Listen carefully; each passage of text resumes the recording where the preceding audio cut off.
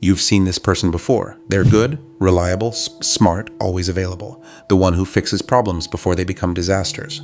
The one managers trust when something important breaks. They stay late without announcing it. They don't complain. They assume the company sees everything. Then promotion season comes. Someone else gets the title. Someone louder. Someone less capable, maybe. Someone who somehow became leadership material while the reliable person stays exactly where they are, with a polite thank you, a strong performance review, and just enough praise to keep them working. And this is where most people misread corporate life. They think they lost because they weren't good enough, or because politics got in the way, or because they need to work even harder next cycle. What they don't know is that in many companies, the real decision wasn't made during promotion season. It was made months earlier through signals they didn't know were being watched, narratives they didn't know were forming, and structural incentives nobody explains. From the outside, it looks like careers move based on merit. Structurally, they don't.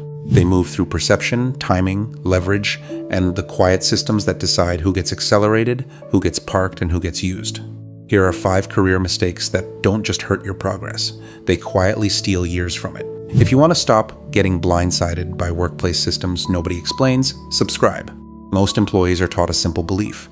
Work hard, stay loyal, deliver results, and growth will follow. That belief is useful to the company. It is not always useful to you. Because companies do reward performance, but not in the clean, linear way people imagine. They reward performance that is visible, narratable, strategically placed, and attached to the right internal story. If your work creates value but doesn't change how powerful people describe you, your output can be harvested without your career moving with it. That's the reversal most people never fully see. You are not just doing work, you are being interpreted. And that brings us to the first mistake. The first mistake is becoming indispensable in the wrong role. This looks smart at first. You become the person everyone depends on. You know the systems, the clients, the workarounds, the undocumented process. Your manager trusts you because you keep the machine running. What most people never see is that this can become a trap. If promoting you creates a problem your manager doesn't want to solve, your excellence starts working against you. The system does not ask, who deserves more?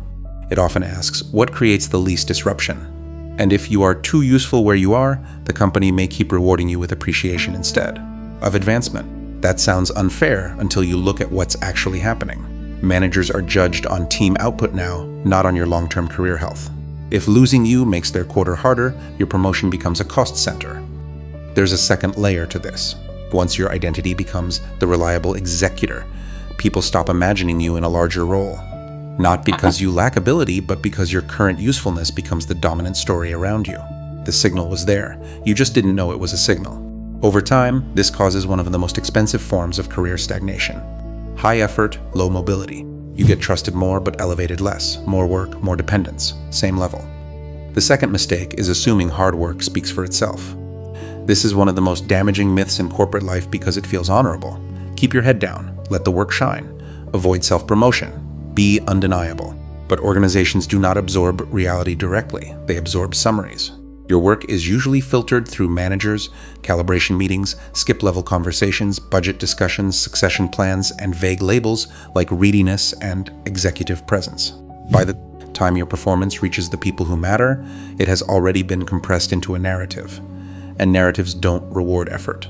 They reward clarity. What he didn't know was that the employee who seemed less productive was easier to describe. Strong communicator, leadership presence, drives alignment, strategic thinker, those phrases travel. Quiet excellence often doesn't. What makes this harder to see is that many employees confuse being respected by peers with being legible to decision makers. Those are not the same thing. You can be deeply valued by the people around you and still be nearly invisible in the rooms where advancement gets discussed. The invisible consequence is brutal. Years of output create very little leverage because the system never learned how to talk about you at the next level. The third mistake is staying too long because you think loyalty will be priced in later. This is where salary traps begin.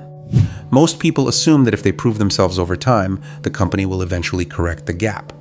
They imagine raises as cumulative recognition. But compensation systems are usually built around ranges, budgets, internal equity, and retention risk, not fairness.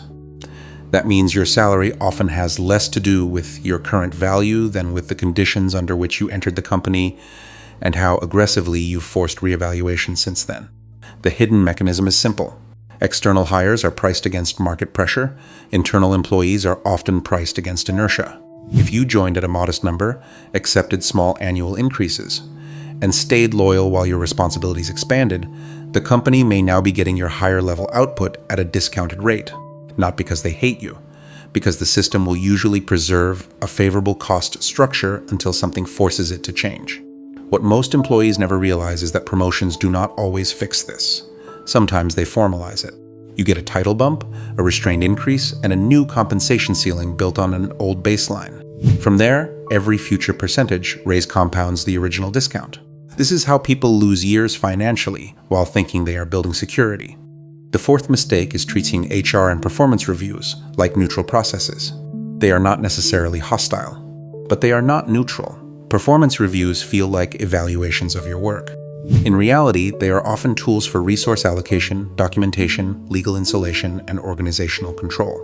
By the time your review arrives, parts of your outcome may already be constrained by budget limits, calibration politics, headcount plans, or leadership priorities that have nothing to do with the effort you put in. That's why two people with similar results can receive very different outcomes wrapped in equally polished language. The real problem is that employees treat these systems as mirrors when they are often filters. A review doesn't simply reflect performance. It packages performance into whatever the organization currently needs to justify.